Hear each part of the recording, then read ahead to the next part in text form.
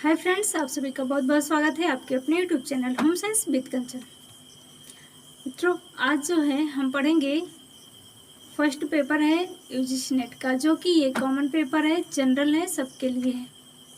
ठीक, तो इसमें आज हम पढ़ेंगे टीचिंग एप्टीट्यूड क्या होता है, शिक्षण अभिवृत्ति जो है ये क्या होती है, इसकी क्या अवधारणाएं हैं, इसके क्या उद्देश्य हैं और इसके स्तर क्या हैं, इनकी विशेषताएं क्या हैं, जो स्तर होते हैं शिक्षण स्तर वो कितने होते हैं, इन सब के बारे में आज हम पढ़ेंगे। ओके, उसके बाद में जो है शिक्षण को प्रभावित करने वाले कारक कौन कौन से हैं ये भी इसी टीचिंग एटीट्यूड में ही पढ़ा जाएगा, है ना। उसके बाद में उच्च अधिगम संस्थान जो हैं इनके बारे में, जैसे कि जो स्वयं प्रभा है, शिक्षण पद्धतियाँ जो छात्र केंद्रित होती हैं, शिक्षक केंद्रित होती हैं। उसके बाद में शिक्षण सहायक सामग्री कौन कौन सी है, इन सब के बारे में पढ़ेंगे। ठीक है, तो सबसे पहले हम स्टार्ट करते हैं कि शिक्षण की अवधारणा क्या है। शिक्षण जो है एक ऐसी प्रक्रिया है जिसमें बहुत से कारक सम्मिलित होते हैं। शिक्षण क्या है, एक ऐसी प्रक्रिया है जिसमें बहुत से कारक सम्मिलित होते हैं और सीखने वाला इसी प्रक्रिया के माध्यम से ज्ञान तथा कौशल को अर्जित करता है। जैसे कि आज के अगर अभी आधुनिक युग में देखा जाए तो लोग कितने एडवांस हो गए, शिक्षा टेक्निकल हो गई, सारे जो भी कार्यक्रम है डिजिटल आधारित होते जा रहे हैं, है ना।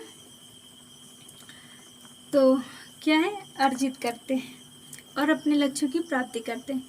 इस प्रकार शिक्षण मानवीय मूल्यों को विकसित करता है। ठीक,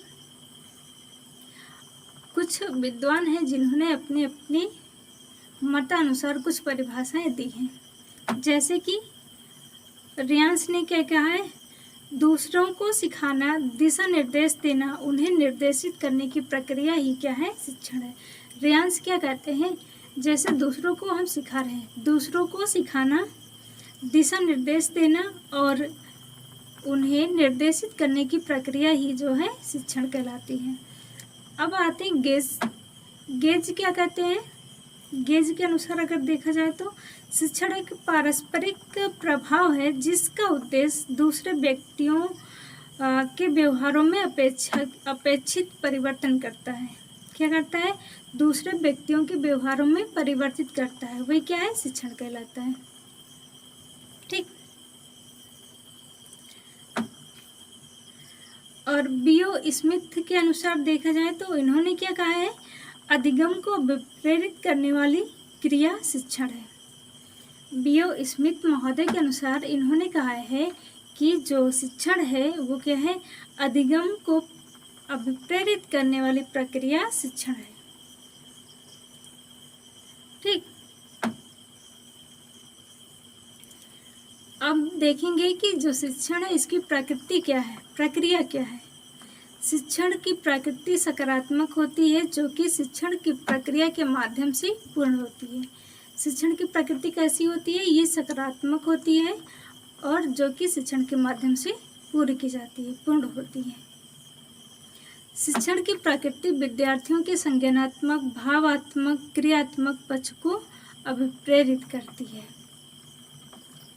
शिक्षण क्या है, जो स्टूडेंट होते हैं, विद्यार्थी होते हैं या सीखने वाले जो भी होते हैं, उनके अंदर जो है भावात्मक जो क्रिया होती है, संवेगात्मक, भावात्मक या क्रियात्मक, कैसे, इन सभी को प्रेरित करती है कौन, शिक्षण।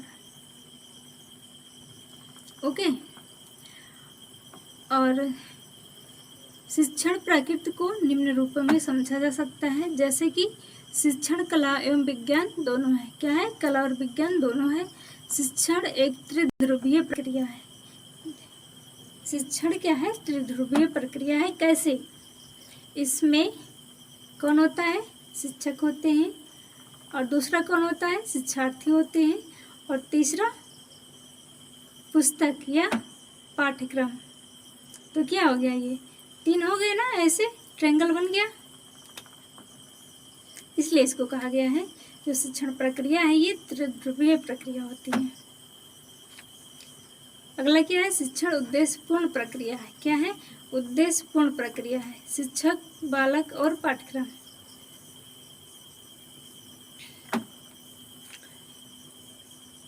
शिक्षण जो है अंतःक्रिया है। क्या है, अंतःक्रिया है। शिक्षण का मतलब क्या है, सीखने से है। शिक्षण उपचारात्मक प्रक्रिया है। शिक्षण विकासात्मक प्रक्रिया है। और शिक्षण क्या है, एक भाषाई प्रक्रिया है।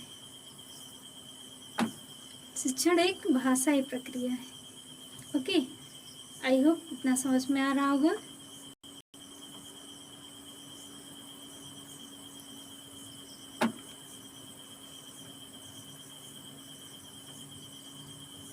अब देखेंगे कि शिक्षण निर्देशन एवं तार्किक प्रक्रिया है तो कैसे, क्या है, कितने प्रकार की है।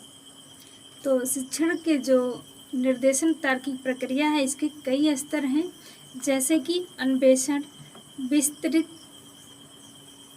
क्या है, अन्वेषण है, संलग्नता है, विस्तृत व्याख्या, मूल्यांकन और मानक। ओके, आज के लिए बस इतना ही। मिलते हैं नेक्स्ट वीडियो में। वीडियो अच्छी लगे तो लाइक, कमेंट, शेयर जरूर कीजिएगा।